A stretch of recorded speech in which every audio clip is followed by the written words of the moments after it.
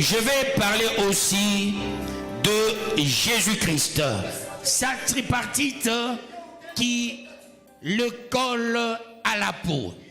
La tripartite de Jésus-Christ qui le colle à la peau, on commence avec la naissance.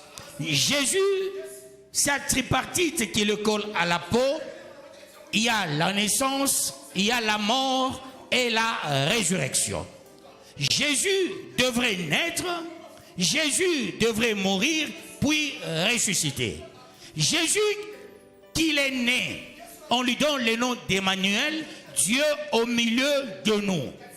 Dans l'action missionnaire, on lui donne le nom de Jésus, parce que c'est un nom d'un sauveur. Ça vient de Jésus, ça vient de Yoshua, qui signifie le sauveur. Il est venu nous sauver. Et là, qu'est-ce qu'il doit faire? Il doit mourir. Et quand il meurt, il doit ressusciter. Et quand il ressuscite, il cesse d'être Jésus, il devient Christ. Parce que Jésus, c'est la sémence qui doit entrer dans la terre. Et cette sémence qui entre dans la terre doit germer, doit bourgeonner. Voilà pourquoi quand Jésus était ressuscité, les femmes qui vivaient avec Jésus, elles ont regardé Jésus, elles n'ont pas su le reconnaître. À un moment donné, elles avaient appelé Jésus le jardinier. Celui qui est ressuscité, c'est le jardinier, c'est l'esprit. Voilà pourquoi on l'appelle Christ. Christ qui vient du mot Christos, qui signifie le oint. Celui qui est ressuscité, et c'est ce qui nous intéresse, nous, Église, aujourd'hui. Ce n'est ni la naissance, ni la mort, c'est la résurrection. Jésus, il doit mourir, il doit naître, mais quand il doit ressusciter, le nom Jésus est mis à côté, mais celui qui ressuscite, c'est le Christ. Le Christ, c'est l'époux. Voilà pourquoi nous devons prendre aussi son nom. Nous ne sommes pas de chrétiens, comme on aime trop philosopher. Vous savez, les gens qu'on appelait les chrétiens, c'est les gens d'Antioche. On les appelle les premiers chrétiens. Ça signifie quoi? Ils sont les à peu près, les chrétiens. Mais nous, on n'est pas chrétiens. Nous sommes des Christ. Si nous nous référons à la technique de l'état civil, toute femme et tout enfant obligatoirement est sont obligés plutôt de prendre soit le nom, plutôt le nom du père ou soit le nom de son épouse. Je peux donner l'exemple de Tshisekedi. On appelle sa femme Denise Nyakeru Tshisekedi. Et non Tshisekedi. Du temps de Kabila, on l'appelait maman, c'est qui encore? Olive Lembe Kabila. Et non kabilien. Mais pourquoi nous qui sommes épouses de Christ, on doit nous appeler les chrétiens? Ça, c'est une philosophie théologale. Ce sont les philosophes qui ont développé certains concepts pour que les gens se renferment dans le isme. Et se renfermer dans le isme, c'est le cercle vicieux. C'est un danger cuisant, là on aura difficile à y sortir. Voilà pourquoi celui qui est venu, c'est notre époux. Nous devons prendre son nom. La Bible dit, tel il est, tel je suis. Dieu a dit, créons l'homme à notre image, à notre ressemblance, afin qu'il domine. Jésus, qui est notre ressemblance, qui est notre époux, son nom, c'est notre nom. Voilà pourquoi vous n'êtes pas des chrétiens, vous êtes tous des Christ. Christ, ça vient de Christos, qui signifie le oint de Dieu. Vous êtes des oints. Voilà pourquoi quand Christ il arrive, il entre dans le temple, il prend le livre d'Ésaïe, c'est-à-dire le rouleau. Il lit, il dit, l'Esprit de l'Éternel est sur moi, car il m'a oint. Christ est ressuscité, c'est pour neutraliser ce qu'on appelle l'huile d'onction, pour neutraliser ce qu'on appelle l'eau d'onction, les habits d'onction, les ustensiles d'onction. Ces choses-là ne peuvent plus exister. Le temple de Salomon, on l'a bombardé. qu'est-ce qu'on a constaté? Il y avait l'arche qui avait disparu.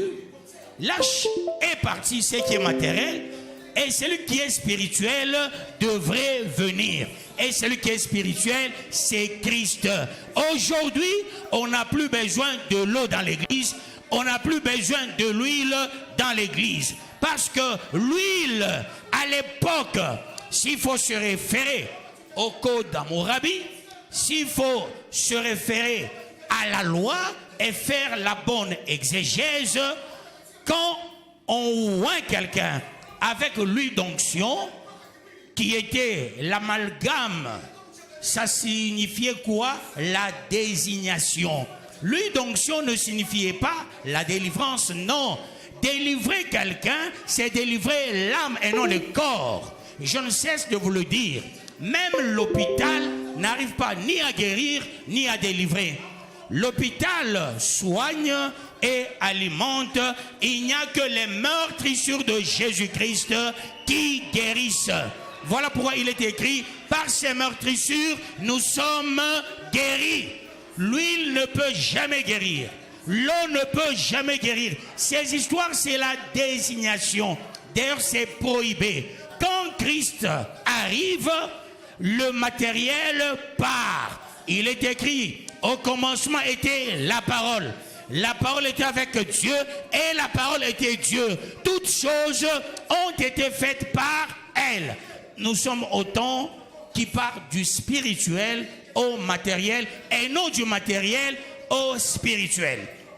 D'ailleurs, Dieu a dit à son peuple, celui qui tentera de fabriquer l'onction et qui osera l'appliquer sur quelqu'un, ça voudra dire, et lui et la personne vont mourir sur le champ même. Quand on administre sur toi l'huile d'onction, je comprends, les gens lisent mal l'écriture. Ils prennent les versets dispersés. On peut vous donner le livre de Jacques. Non, on a écrit, c'est le livre d'un Nouveau Testament. Jacques ne parlait pas à nous. Non, peuple de Dieu. Jacques parle aux gens qui sont dans la dispersion. Il faut lire le premier verset.